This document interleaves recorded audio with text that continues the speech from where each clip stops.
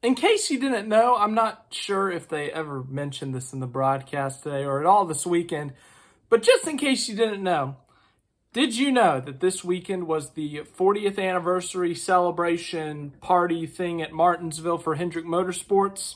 Well, if you didn't know that, then that's what this weekend was, and ultimately it went quite well for them. William Byron ended up winning at Martinsville, his second ever win at Martinsville, his third win of 2024.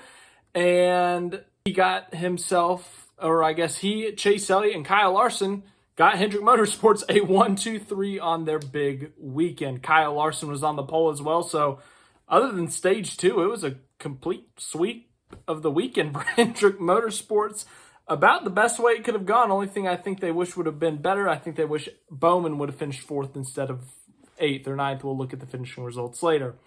But yes, this race was dominated by Hendrick Motorsports. I added it up. I think this number's not official yet, so it might be off by a couple of laps, but I think the three Hendrick cars of Byron, Larson, and Elliott combined for 238 laps led.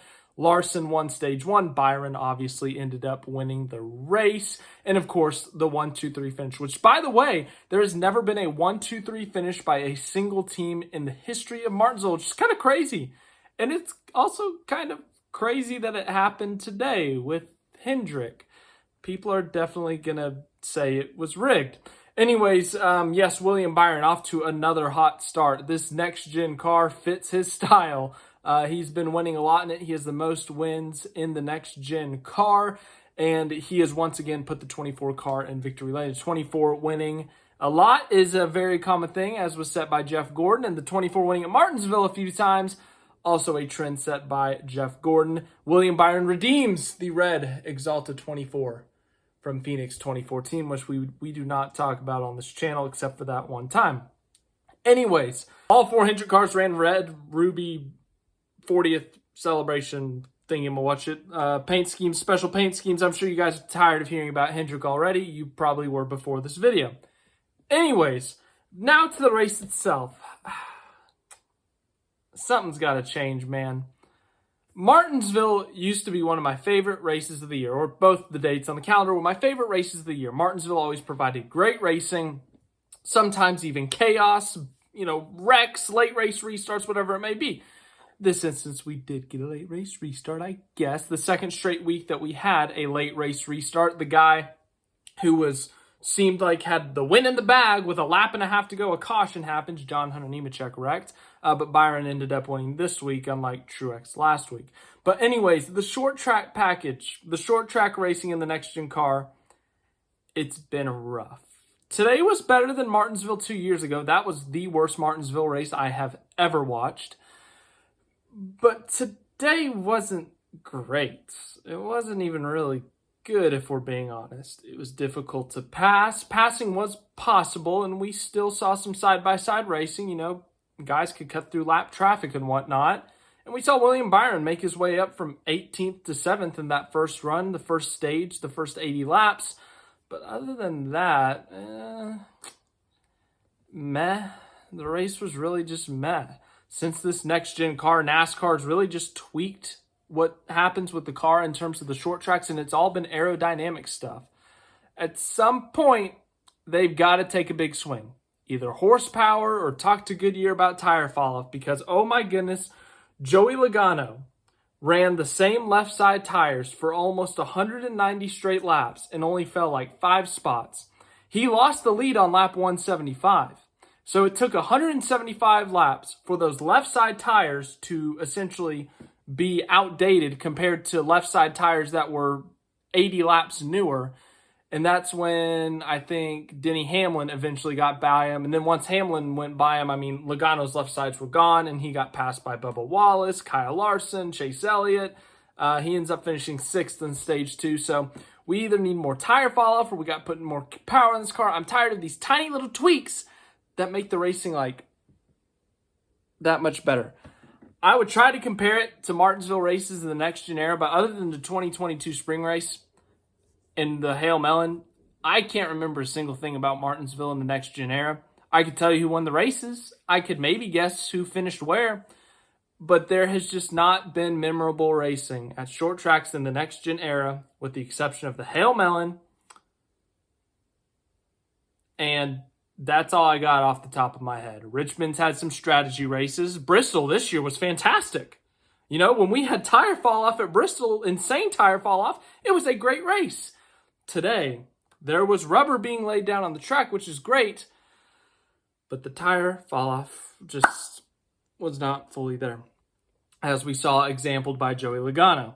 But late in this race, how did William Byron get the lead? Well, strategy, actually, and it wasn't even that crazy of a strategy. It was a late green flag run, long green flag run, and William Byron was running in fifth, opted to stay out, or not stay out, he opted to pit, the first of the leaders to pit, and because of that, he was able to warm up his tires earlier than the other guys. So when Chase Elliott, Kyle Larson, Denny Hamlin, and Bubba Wallace, I believe that was the top four at the time, when they decided to pit 1 lap and 2 laps later, that meant that, well, Byron had heat in his tires. He was able to make up all that time he had lost. Initially, Chase Elliott took over the soon-to-be lead. Remember, there were guys who stayed out from Denny Hamlin. Denny Hamlin had led that kind of middle fourth of the race. And he had really, but Chase Elliott took that position from Denny Hamlin, and then quickly Byron was able to get by Elliott, and then Byron ran away. It was over. It seemed like it was over until John Hunter Nemechek just kind of blew a tire, and then the race was not over. But ultimately, the result almost stayed the same. Chase Elliott tried his best to get to William Byron, tried to pass him, tried to bump him, run him with 2 laps to go, but ultimately fell short.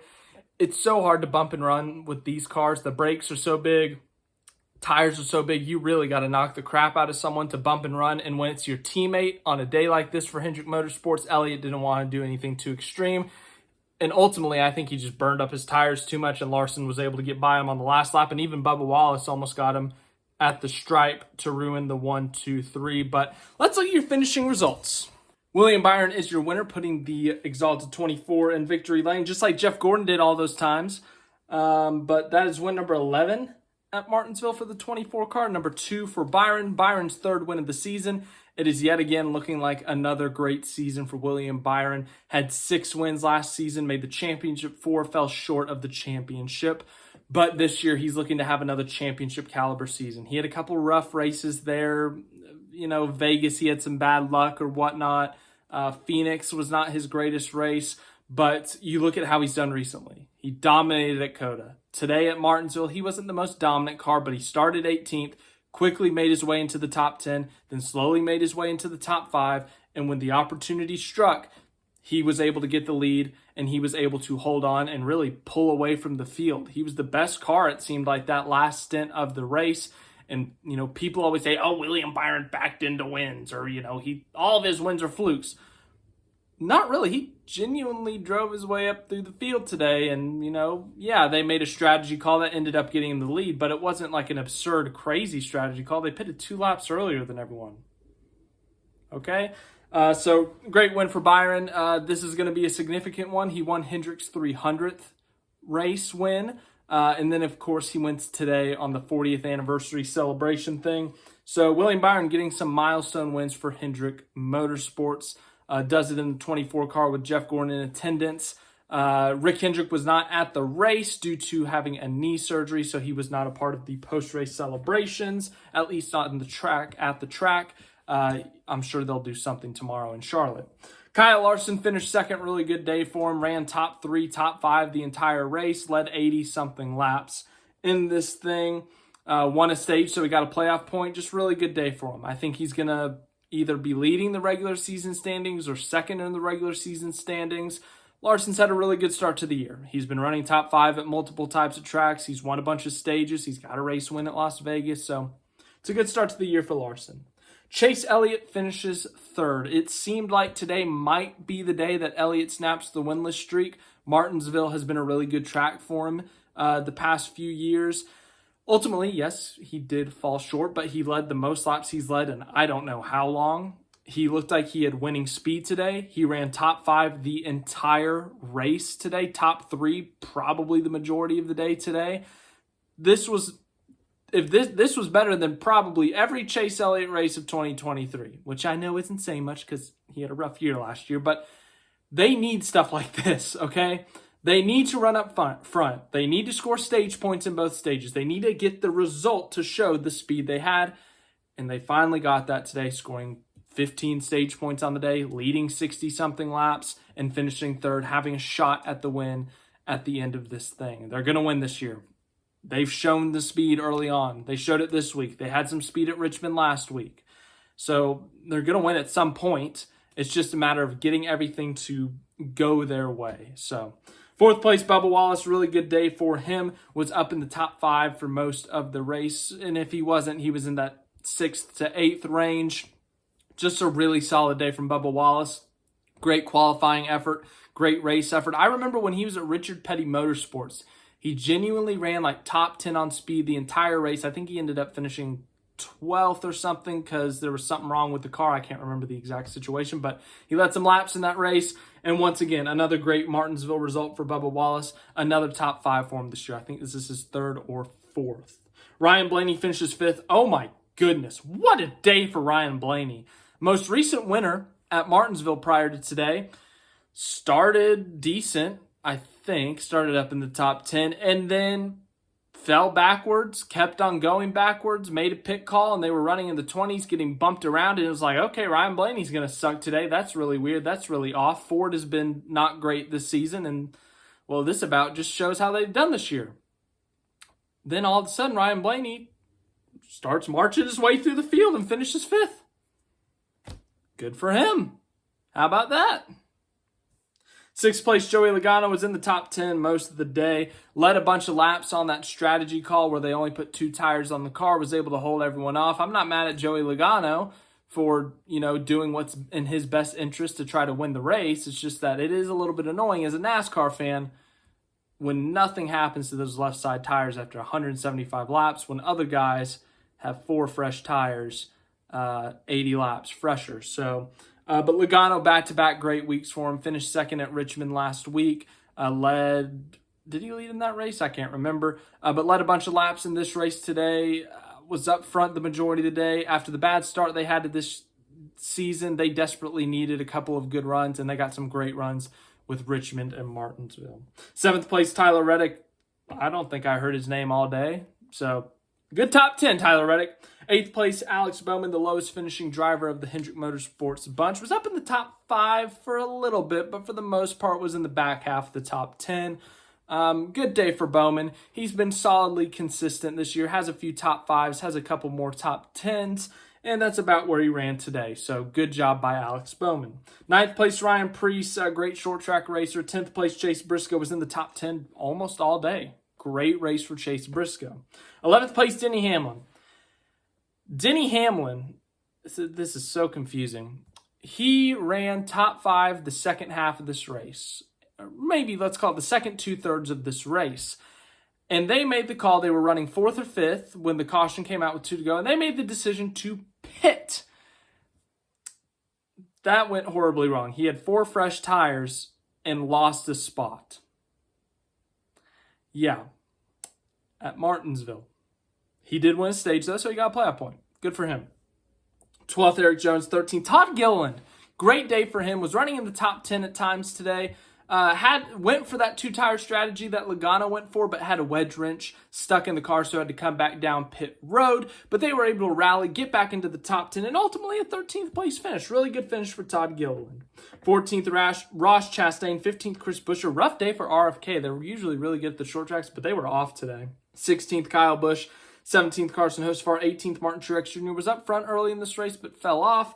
19th, Ty Gibbs. 20th, Noah Gragson. 21st, Michael McDowell. 22nd, Daniel Suarez. 23rd, Austin Cindric. 24th, Brad Keselowski. 25th, Josh Berry was running top 10 in the first half of this race, and then they had a bad pit stop, fell to about 18th, and then they had a pit road penalty during the green flag pit stop, and they end up 25th.